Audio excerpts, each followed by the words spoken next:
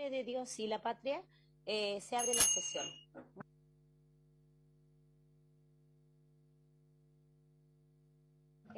La cuenta, por favor. Presidenta, solo tenemos un documento en la cuenta, que es una comunicación del director ejecutivo de Triple P Latinoamericana, Programa de Parentabilidad Positiva, señor Álvaro Carreño, mediante la cual envía una minuta que busca fortalecer el enfoque preventivo, familiar y de colaboración público-privada que propone el proyecto de ley que reconoce el derecho al cuidado y crea el Sistema Nacional de Apoyos y Cuidados.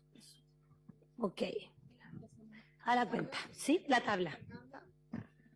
Para el día de hoy tenemos solo un proyecto en tabla, que es iniciar el estudio del proyecto de ley en segundo trámite constitucional que modifica diversos cuerpos legales para prohibir el porte y tenencia de armas de fuego a personas procesadas o condenadas por violencia intrafamiliar con urgencia calificada de suma. A esta sesión han sido invitadas la ministra de la Mujer y la Equidad de Género, señora Antonia Orellana, la subsecretaria de Prevención del Delito, señora Carolina Leitao, y la diputada autora de la moción, señora Lorena Frías, quien haría la presentación del proyecto, presidenta. ¿Sí? Entonces, a la diputada. Ya. Diputada, por favor. Gracias, presidenta, y por su intermedio saludo a los senadores y senadoras integrantes de esta comisión y también a las autoridades del Ejecutivo. En primer lugar, quiero partir por lo que fue el testimonio que me llevó a la elaboración de esta moción y que tiene que ver con una mujer que sufría violencia intrafamiliar, pero que estaba muerta de susto porque dentro de su hogar había un arma. Y el último episodio de violencia fue el hecho de poner el cañón de esa arma en su boca para amenazarla de actos más graves de violencia.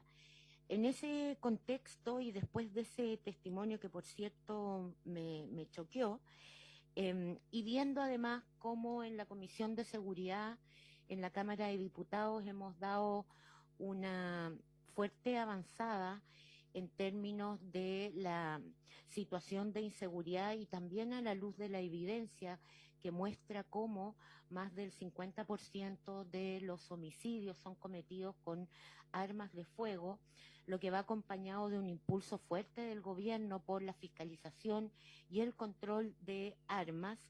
Bueno, quedaba un cierto espacio de riesgo para los actos que se perpetran generalmente dentro del hogar, y en ese sentido la presentación de este proyecto, que lo que busca de manera sustantiva, diría yo, es fortalecer el régimen de protección de víctimas de violencia intrafamiliar y de género a través del establecimiento de un marco normativo muy estricto respecto del porte, tenencia, uso y posesión de armas de fuego, municiones y cartuchos. Y respecto de quiénes, de las personas que sean denunciadas, formalizadas o condenadas por violencia intrafamiliar, es decir, la ley 20.066. En ese sentido, es de los proyectos, y me alegro de eso, que tiene un enfoque preventivo, es decir, que lo que busca es que la situación de riesgo inicial no llegue a mayores, y para eso presume y introduce, robustece por un lado e introduce elementos o presunciones de lo que se considera en la ley de violencia intrafamiliar como riesgo inminente. Y esto lo hace además estableciendo ya no la posibilidad, sino que en ciertos casos la obligación de establecer medidas cautelares que signifiquen la prohibición, la incautación y el no almacenaje de armas de fuego, y por otro lado establece también una causal más amplia respecto de personas que tienen inscrita armas, pero donde la denuncia constituye un atentado a la vida, a la integridad física o a la indemnidad sexual. Entonces, el corazón del proyecto básicamente es la reforma a la ley 20.066, donde lo que se busca es, por un lado, introducir dos elementos, digamos, que constituyen una presunción de riesgo inminente, y luego también incorporar esto a las medidas accesorias a la sentencia definitiva, de manera de ir cerrando el cerco sobre situaciones de riesgo para las mujeres. Modifica también lo que es la ley que regula los tribunales de familia para hacer el correlato con estas medidas, la ley de control de armas y finalmente también el Código Procesal Penal respecto de medidas que acompañan la suspensión provisional del procedimiento. Quizás un elemento que surgió bastante en el debate, pero que fue siendo mejorado tanto a través del Ejecutivo como de la propia discusión en la comisión, fue qué pasaba con aquellas personas que por el tipo de función que realizan, como minería, por un lado, Fuerzas Armadas, Carabineros, Policía, Investigaciones, usan armas. Y en ese caso, si eso significaba que quedaban sin cumplir la función. Y la verdad es que se trabajó con Carabineros, DGMN y todas estas instituciones en el sentido de que esto es respecto de las armas personales y por lo tanto no afecta la función. Obviamente esto tiene una contraexcepción, pero que lo que busca es resguardar que esto no signifique un detrimento para aquellos que tienen como función, por ejemplo, el orden público y por lo tanto requieren del uso de esas armas. Yo diría que ese es el meollo de este proyecto. Es un proyecto además que tiene en el derecho comparado, tiene legislaciones, el caso de Argentina, es el caso de Uruguay, es el caso de México también, que se han visto también asolados por el aumento en el acceso a armas legales o ilegales y que dan cuenta también de cómo se puede ir mejorando la protección dentro del hogar. Básicamente es lo que plantea el proyecto en una de las premisas, digamos, de riesgo inminente. Hay otra más amplia y también refiere a los que poseen armas, no solo a los que están inscritos legalmente, sino que poseen. Y en ese sentido los tribunales de familia, una vez que tienen los antecedentes, además de de adoptar la medida cautelar, tienen que también tener acceso al registro que tiene la DGMN para efectos de ver si hay arma inscrita o si es posesión. En un caso se adoptan las medidas que corresponden, en el otro, cuando es posesión, se deriva obviamente al Ministerio Público por infracción a la ley de control de armas. Eso en general es bien acotado y sin embargo creo que puede tener un efecto importante en la protección de la violencia intrafamiliar y de género. Gracias, Presidenta. Muchas gracias, diputada. Le voy a dar la palabra a la ministra de la Mujer, a la ministra Orellana. Adelante, por favor. Muchas gracias, Presidenta. Buenos días. Quisiera, como nos ordenamos con la subsecretaria Leitao, quisiera solicitar si ella podía partir con los aspectos generales de uso de armas para luego ir a lo preciso del Ministerio. Subsecretaria Carolina Leitao, si quiere, adelante. Gracias, Presidenta. Saludar a las senadoras, senadores y, por supuesto, también a la diputada Lorena Fríes. Bueno, para poder presentar este proyecto, ministra, muchas gracias. Vamos a hacer una presentación respecto de los aspectos más relevantes del proyecto. En primer lugar, este proyecto ingresó en mayo del 2023, como comentaba la diputada Lorena Frías, una moción de autoría de la diputada junto a otras diputadas y diputados que están ahí en la presentación y que tiene urgencia porque es parte del fast track legislativo y que tiene urgencia suma desde el 9 de septiembre del año 2024 y fue aprobado por la Cámara de Diputados el 22 de enero del año 2025. El proyecto, luego que ingresara a la Cámara de Diputados en un contexto donde los datos evidencian la afectación de mujeres, niñas y niños fruto del aumento del uso de armas de fuego en distintos delitos y que se propone avanzar en medidas de prohibición de tenencia y porte de armas de fuego a personas involucradas en casos de violencia intrafamiliar. La moción propone prohibir que quienes estén en procesos de BIF, siendo condenados o sujetos a una suspensión de procedimiento, puedan portar armas o tener armas de fuego. Este proyecto se tramitó en la Cámara y en dicha instancia, bueno, la SPD, nuestra subsecretaría representó al Ejecutivo, expuso también la Biblioteca Nacional, la Biblioteca del Congreso, la DGMN y Felipe Pulgar, que es ministro de la Ilustrísima Corte de Apelaciones de La Serena. En los principales antecedentes de este proyecto, la verdad es que el panorama general es el uso de armas de fuego en delitos de homicidio sigue siendo el principal mecanismo de muerte, pese a que disminuyó en el primer semestre del año 2024 en comparación con el 2023, pasando del 53,1 al 48%, sigue siendo una cifra muy alta. Por otra parte, el homicidio interpersonal BIF representa un 8,8% del total de víctimas de homicidios consumados en el primer semestre del año 2024. El año 2022 se registró la cifra más alta de casos policiales de BIF, siendo 146.202, y en el año 2023 dicha cifra llegó a 143.000 casos. Y en el 2023 el primer delito de aquellos calificados de mayor connotación social fue BIF con un 21,7%.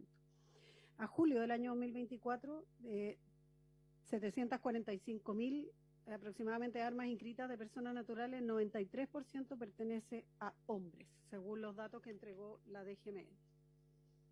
¿Cuáles son antecedentes también que hay que considerar? Que se ha constatado un aumento en el uso de armas de fuego en delitos asociados a casos de violencia intrafamiliar.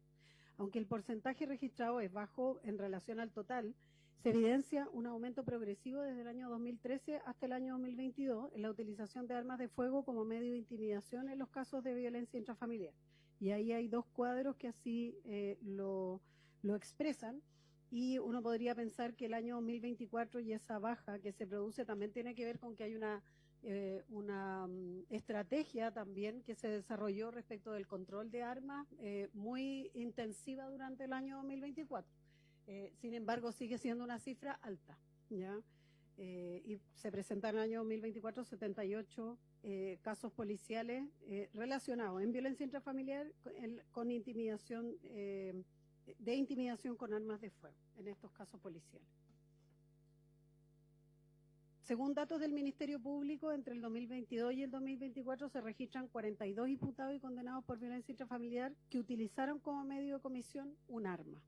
Y ahí aparecen distintos tipos, arma de fuego y otro tipo de arma, y el número de condenados, como decía, hay 12 que ya fueron condenados el año 2024 de esos imputados. También en términos de estadística es importante, y Carabineros informa que en el periodo 2022 a noviembre del 2024 en procedimientos de violencia intrafamiliar se registraron 247 armas inscritas incautadas y hubo 242 detenidos. Las víctimas son mayoritariamente mujeres, con un 89%, niños, un 2,7%, y adultos mayores, 1,4%. Y las regiones con más casos son la metropolitana, la región del Biobío, la Araucanía y los lagos.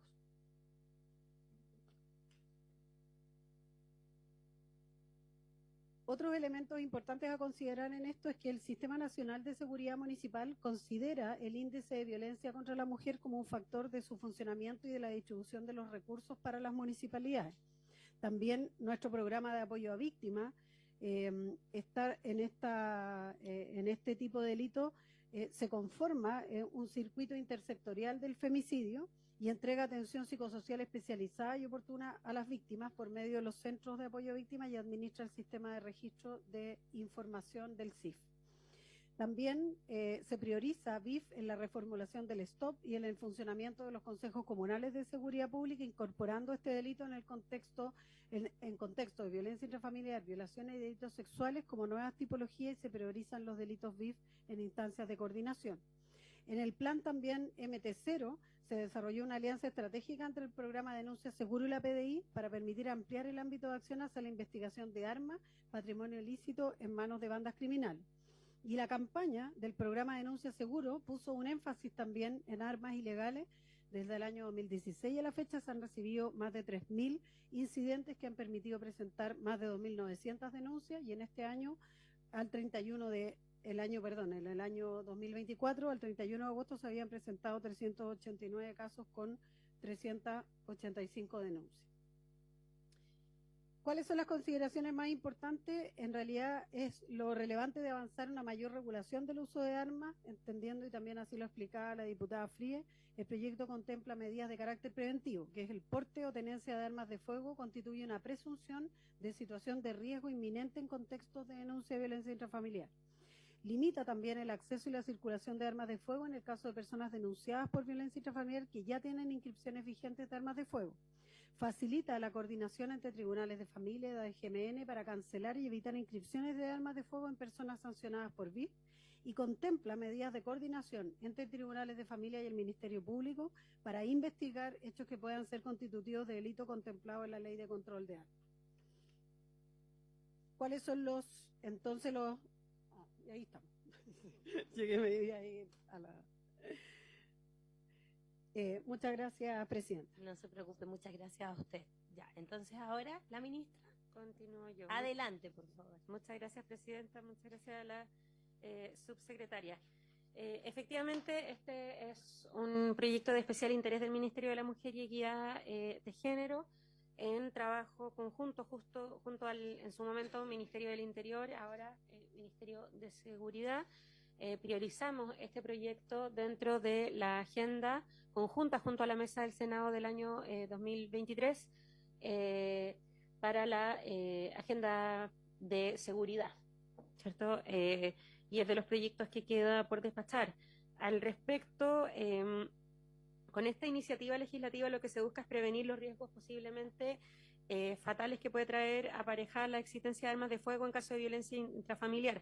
La subsecretaria ya entregaba datos respecto a los operativos en los cuales se había podido identificar armas que tengan que ver con violencia intrafamiliar, y también vamos a disponer de datos que tengan que ver con femicidios y el actual uso de las armas de fuego en las armas de fuego respecto a los casos de violencia extrema contra las mujeres, pero de acuerdo también a Naciones Unidas y a la relatora especial, lo digo porque no tenemos datos al respecto actualmente con el sistema actual. Esperamos que eso cambie a partir de la implementación plena de la ley integral y el sistema de gestión integral de violencia de género, pero señala la reportera especial para la violencia contra las mujeres que a esto hay una cifra oculta, que es la en que no se ocupa el arma de fuego en toda su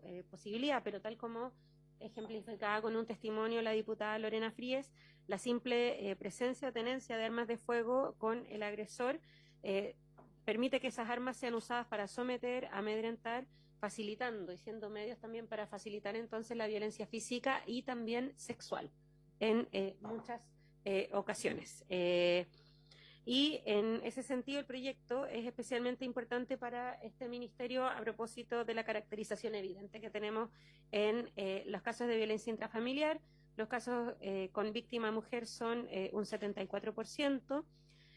Hay que recordar que además no todas las hipótesis de la ley 20.066 tienen que ver con violencia dentro de la pareja y por lo tanto si desagregamos por el tipo de denuncia en cuanto a violencia intrafamiliar, las que tienen que ver con maltrato habitual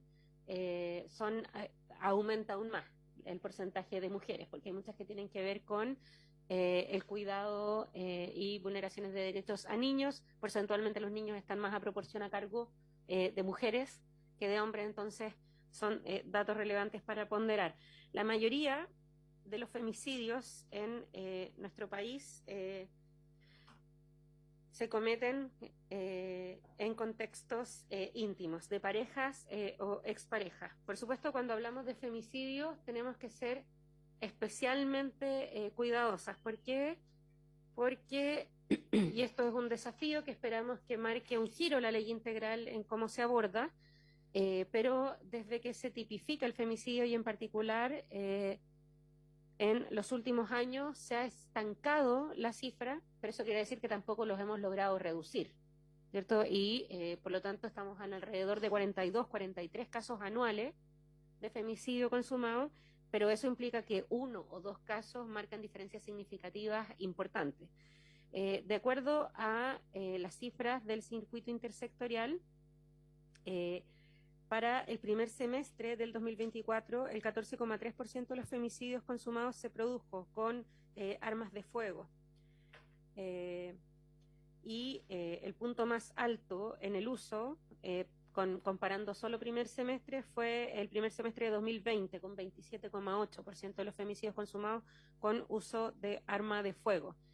¿Por qué este punto es importante? Primero, porque el control general de armas y su intensificación en los últimos años también impacta en la cifra, sino que porque además los otros métodos de comisión del delito de femicidio suelen ser la asfixia y los objetos cortantes o punzantes, es decir, armas blancas o objetos domésticos utilizados como tales. Y por lo tanto, perdón lo crudo del asunto, pero por lo tanto, cuando se utiliza un arma de fuego, las posibilidades de sobrevivencia son menores, porque la arma de fuego obviamente tiene una tasa más alta de letalidad. En el año 2023, un 42,9% de los femicidios consumados ocurrieron en el domicilio común.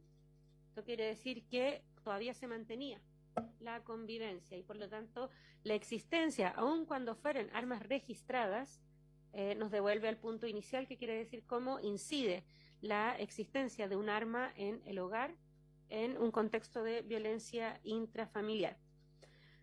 Respecto a cuando no hay denuncias previas, porque los datos 2023 nos muestran que entonces en el 21,4% de los consumados existía una denuncia previa de la víctima, cifra que asciende a un 41,7% en el caso de los frustrados, es decir, sube, y sube aún más en el caso de los tentados, al 56,5%. Ahí podemos observar una diferencia importante entre la judicialización y la dictación de medidas cautelares cuando observamos los casos de femicidios consumados con medida cautelar vigente. Es decir, solamente un caso de femicidio consumado el 2023 tenía medida cautelar vigente. Y por lo tanto, es importante en el sentido que apunta este proyecto, es la contribución a aumentar la protección que, de acuerdo a los datos, aumenta la tasa de baja de pasar y la diferencia entre pasar entre un femicidio frustrado y uno consumado. La siguiente, por favor.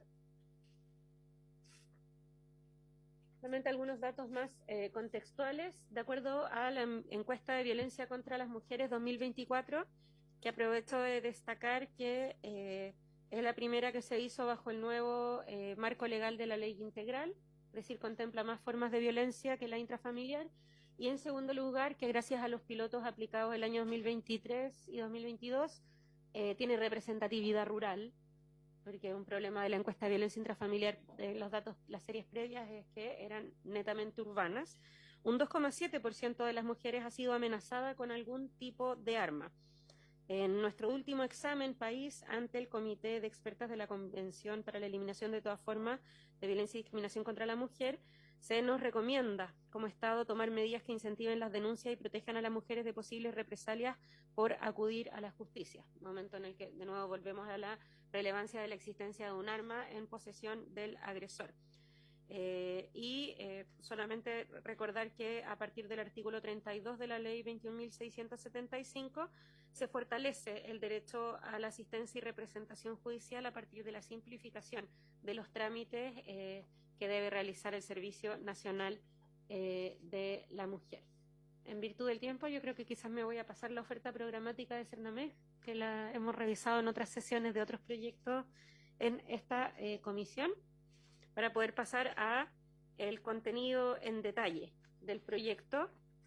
Solo ahí, a propósito de lo importante que resulta ser no solamente la denuncia, sino la judicialización de esta, en la diferencia entre un femicidio consumado y uno frustrado, y ojalá el corte del círculo de la violencia. Es que precisamente para eso, durante el año 2024, cerramos un proceso de instalación de centros de atención especializada en violencias de género en cada una de las regiones del país. Cuestión que, si miramos la oferta que existía de profesionales en los centros anteriores, comparativamente al 2022 solamente existían 3 regiones, Santiago, Valparaíso y Concepción, y si somos un poco más flexibles respecto al componente de atención psiquiátrica, solamente habrían sido 5. Hoy ya tenemos 24 y al menos 1 en cada región. Entonces, respecto al contenido en detalle, hay temas que queremos recalcar respecto al articulado. En primer lugar, la presunción de riesgo. Esto fue un tema de preocupación en la Cámara de Diputados y Diputadas, y las medidas cautelares deben dictarse cuando exista una o más situaciones de riesgo. El proyecto permite presumir que existe riesgo de sufrir violencia intrafamiliar cuando la demanda o denuncia se funda en un hecho que afecte la vida, la integridad física o psíquica, la libertad o la indemnidad sexual de la víctima, y que la persona denunciada esté autorizada o cuente con armas, sea que estén registradas o no. En caso de no estar registradas, además, se establece que se enviarán los antecedentes para investigar un posible delito de la Ley de Control de Armas, por supuesto.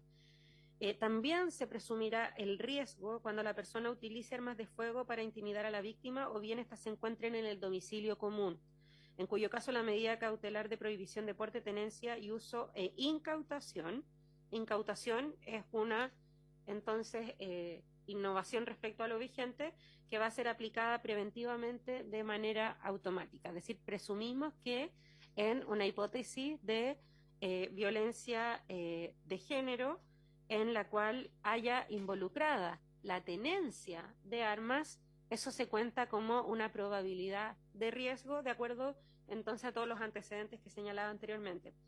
Además, respecto a las medidas cautelares, que como mencionaba, según las cifras, son determinantes en la diferencia entre el éxito de un femicida o no en su delito, el proyecto señala que el tribunal deberá dictar la medida cautelar de prohibición cuando la persona denunciada se encuentre autorizada para el porte o tenencia.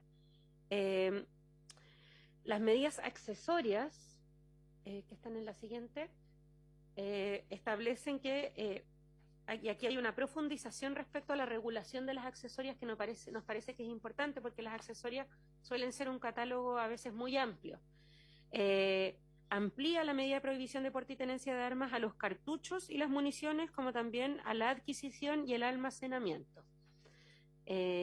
Y asimismo ajusta el plazo a la Ley de Control de Armas para las anotaciones en los registros correspondientes e involucra a las fuerzas de orden y seguridad pública en el proceso de incautación. Tal como señalaba la diputada Fríes, presidenta, una materia de especial preocupación fue las hipótesis en que haya involucrado personal de las fuerzas de orden y seguridad pública. Tal como se señalaba, respecto de sus armas personales se someten a las reglas generales, pero cuando se denuncia a una de estas personas se debe informar también a la unidad de la que depende para efectos de que se limite el uso de armas de fuego a su jornada de trabajo, cosa que es factible de acuerdo a los propios mecanismos de control con los que cuentan las fuerzas de orden y seguridad pública para el uniforme y el ejercicio de sus funciones. Cuando se condena a estas personas, el proyecto señala que se deberá informar de aquello a la institución a la que pertenezcan para los fines que legal y reglamentariamente procedan dentro de la misma institución. El proyecto también dispone un deber de oficiar al Ministerio Público cuando la denuncia o demanda de violencia intrafamiliar de los hechos se pueda desprender que la persona denunciada tiene ilegalmente un arma. Como sabía que se notificara, se oficiara al Ministerio Público para una eventual infracción a la Ley de Control de Armas. Se establece una excepción a la aplicación de la prohibición e incautación como medida cautelar o accesoria, es decir, el tribunal podrá no dictar la medida en caso de que las actividades industriales, comerciales, mineras o esenciales de su profesión o oficio requieran de alguno de estos elementos, lo que deberá ser además debidamente acreditado, no basta con señalarlo. También el tribunal va a poder rechazar esa excepción si de ello resulta un peligro cierto y grave para la víctima. Por ejemplo, hipótesis en las cuales no hay mucha distancia entre domicilio, por ejemplo. Y las normas de coordinación interinstitucional, que son fundamentales para que una medida de este tipo tenga éxito. El proyecto establece normas que ordenan la comunicación entre los órganos competentes de las medidas cautelares y también de las medidas accesorias relativas al porte o tenencia de armas. Además, y esto nos parece que es un punto fundamental, modifica la Ley de Control de Armas para permitir que los tribunales de familia puedan revisar el registro de la Dirección General de Movilización Nacional. Actualmente, si un antecedente de tenencia de armas se ventila en una audiencia de tribunal de familia, tiene que despacharse vía oficio la solicitud a la Dirección General y por lo tanto puede causar un diagnóstico erróneo respecto del riesgo posible de la víctima. El permitir el acceso a los tribunales de familia puede determinar, en primer lugar, una mayor precisión en determinar que se vayan a una incompetencia y por lo tanto deriven a una causa penal, esto basado en el riesgo y la gravedad, y en segundo lugar, que pueda haber medidas más efectivas en el sentido del tiempo y la oportunidad en la cual se dicta esta medida accesoria. Respecto, sí, a las normas de coordinación, desde el Ejecutivo tenemos la opinión de que hay una mejora posible en la redacción que salió de la Cámara de Diputados y Diputadas, en el sentido de que se señala que el Tribunal de Familia podrá revisar el registro de la Dirección General de Movilización Nacional solo cuando la intimidación se produce con arma de fuego o se encuentra en el domicilio común, debiéndose en nuestra consideración como Ministerio ampliarse para que el tribunal pueda revisar en cualquier caso de presencia de armas. ¿Por qué? Porque efectivamente y lamentablemente, pese a los esfuerzos que se han hecho y la legislación que se ha fortalecido en esta corporación, hay un aumento en la presencia de armas en el país y por lo tanto no debiera estar restringido esto solo al domicilio en común.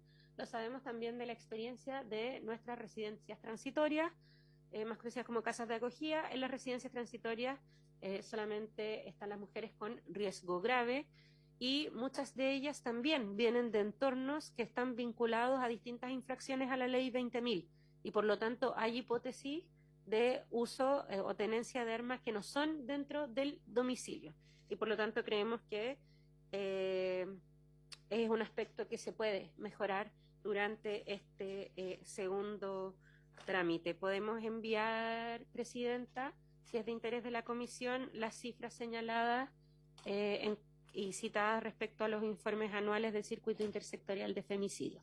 Muchas gracias. Gracias a usted. Senador Walker tiene la palabra. Muchas gracias, Presidenta. Agradecer a la ministra, a la subsecretaria, a la diputada Lorena Fría, autora principal del proyecto. Me parece una moción muy relevante. Tenemos que poner el foco en la prevención.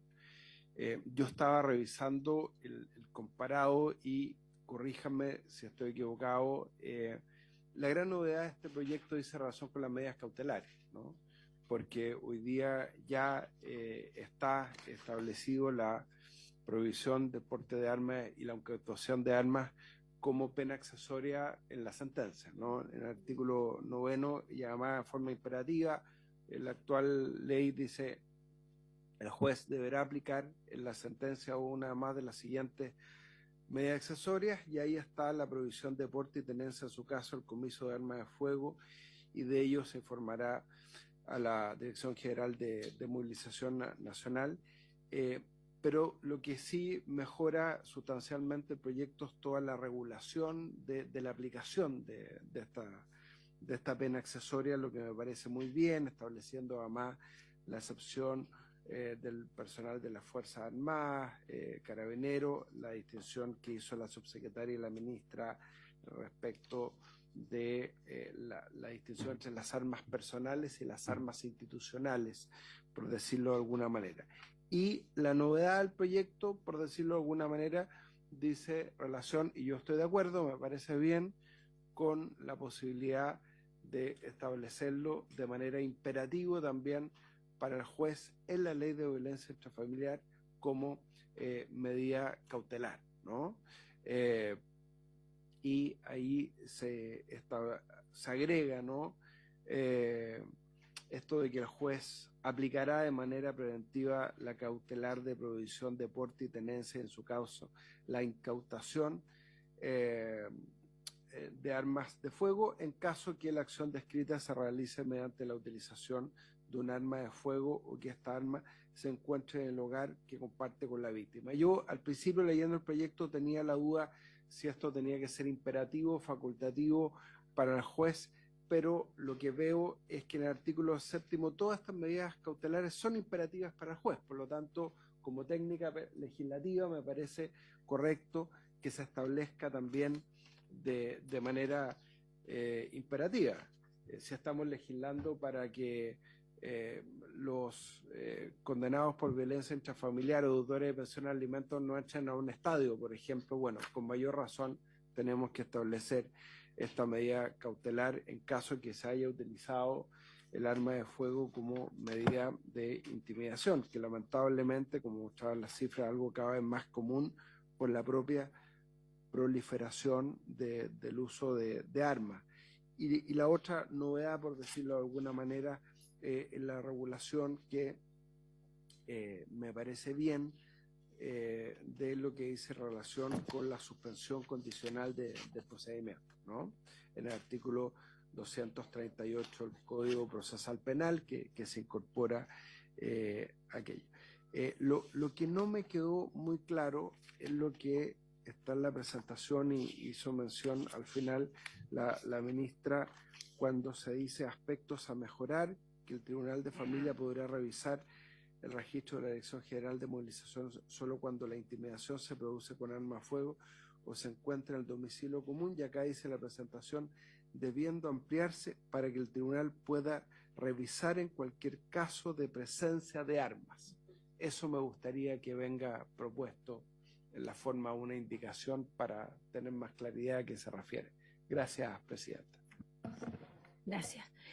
Senadora Aravena, tiene la palabra, por favor. Muchas gracias, Presidenta. Saludar a todas las expositoras. Quedó clarísimo el proyecto y el proyecto creo que debiera tener mucha urgencia porque es un proyecto simple, en mi opinión, pero que podría salvar muchas vidas. Y ese es un tema que es el que más se requiere. Y por otro lado, independiente de que no hemos podido bajar las cifras, también comparto con la ministra que hay una cifra que nunca vamos a saber qué es lo que está detrás de lo que no se consuma y de lo que no se denuncia, que puede ser muchísimo.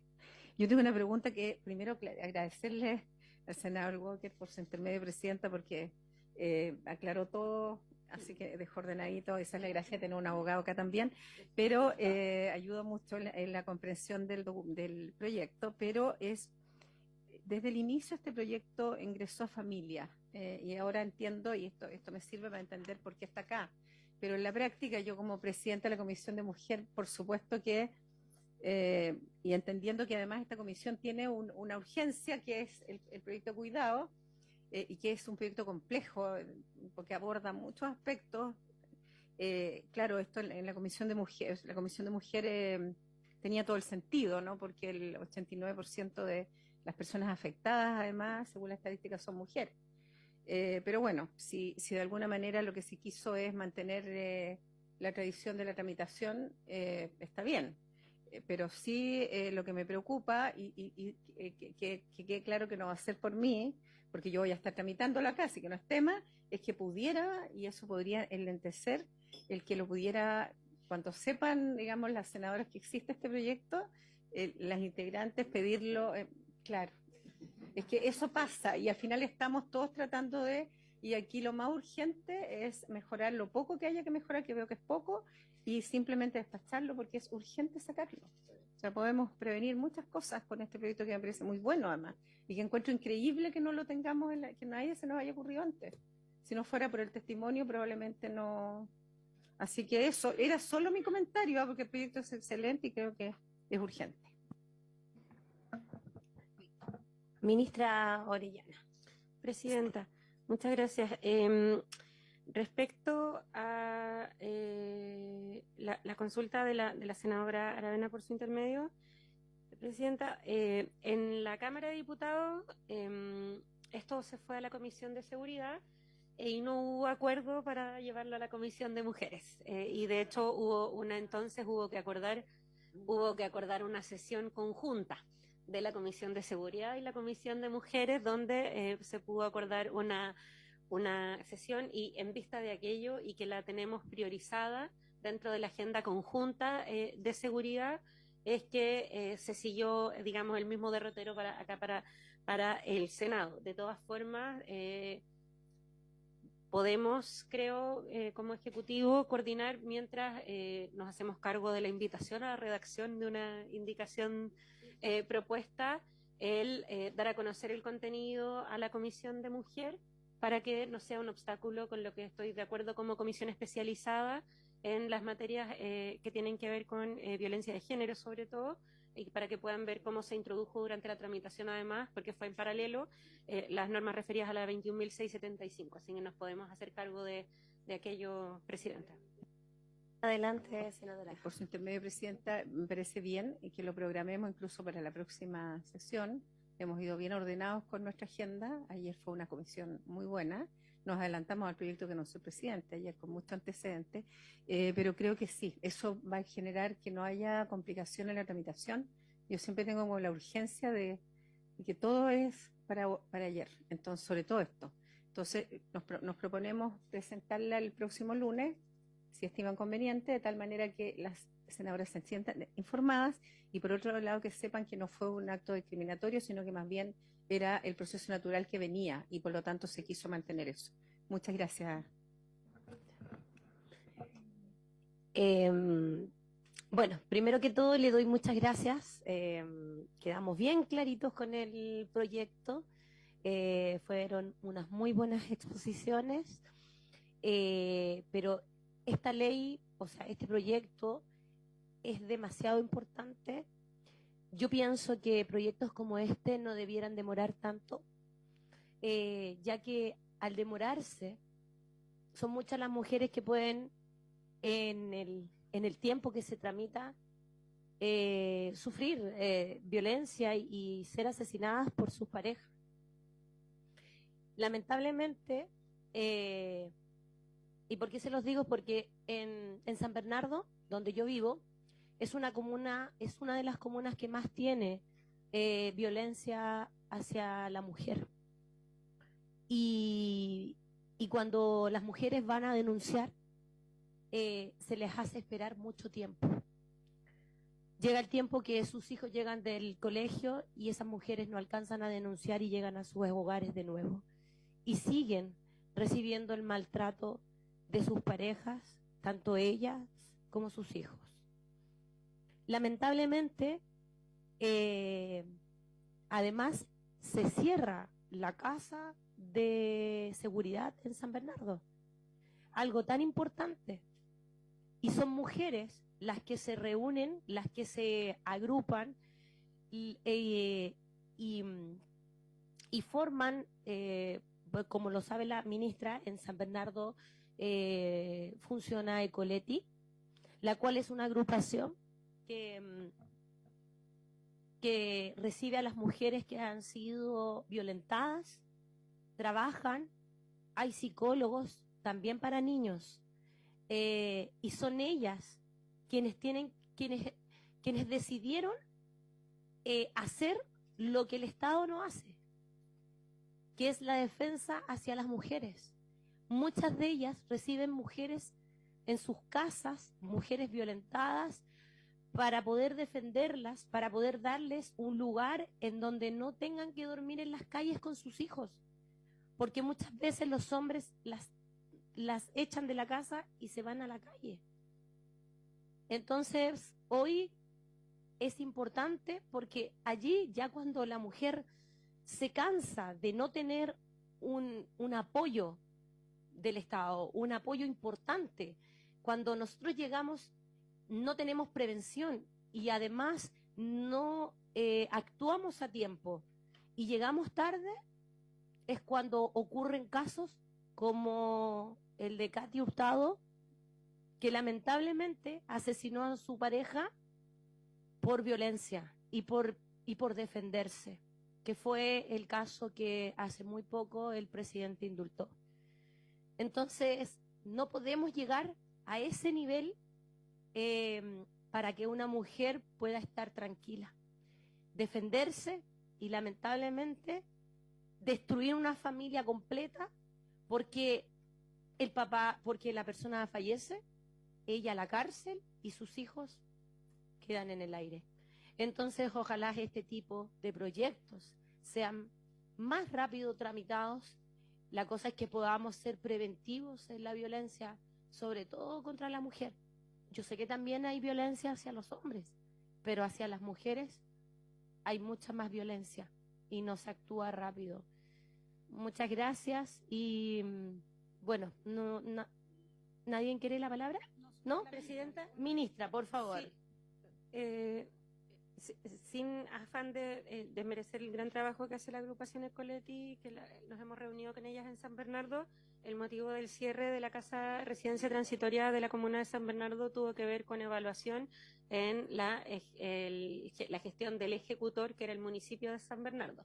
Y por lo tanto, al no ser un buen ejecutor, no podíamos garantizar que la atención fuera la adecuada. Sin embargo, durante el año 2024, que es el año calendario en el cual ya se había cerrado esa residencia, no hay ningún caso que haya sido derivado de la comuna que no haya tenido residencia transitoria, ni cupo, ni posterior subsidio de arriendo facilitado por el convenio Servicios Iblamec, producto de ese cierre. Solo quería detallar eso porque me parecía importante precisar. Muchas gracias. Que la casa de la mujer, o sea, la casa de seguridad que debiera estar funcionando en San Bernardo no es para las mujeres de San Bernardo, porque yo lo que tengo entendido es que las mujeres o sea, cuando es seguridad no se envía en la misma comuna, van enviándolas a otras comunas. Entonces, mujeres de otras comunas llegaban a la casa de acogida, de seguridad en San Bernardo, y eso ya no está.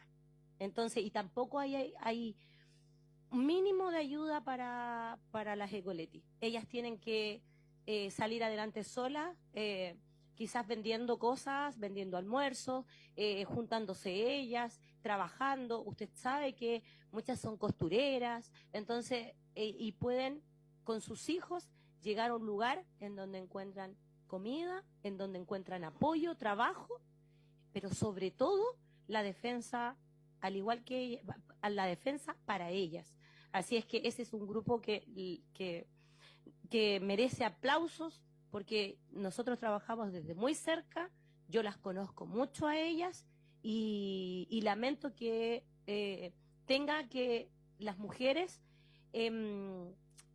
articularse para poder defenderse entre sí cuando esto debiera ser una defensa del Estado. Así que gracias. Ya, entonces por haberse cumplido. Senador Walker, por favor. Una consulta es que tal vez podríamos votar en general el proyecto, si hay afán de poder avanzar en su tramitación.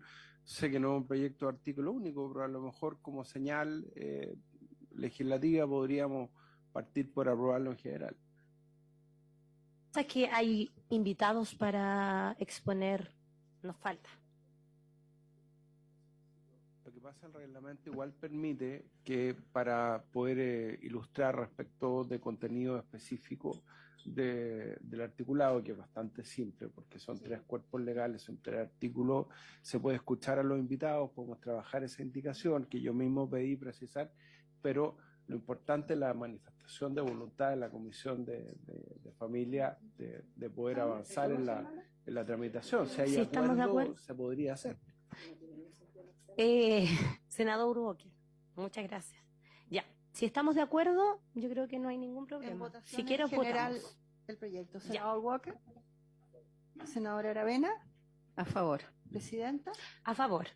Aprobado en general por 3 votos a favor. Muchas gracias. Sí. Ya, bueno, Ahora se levanta la sesión. estamos listos, ¿cierto? Entonces se levanta la sesión.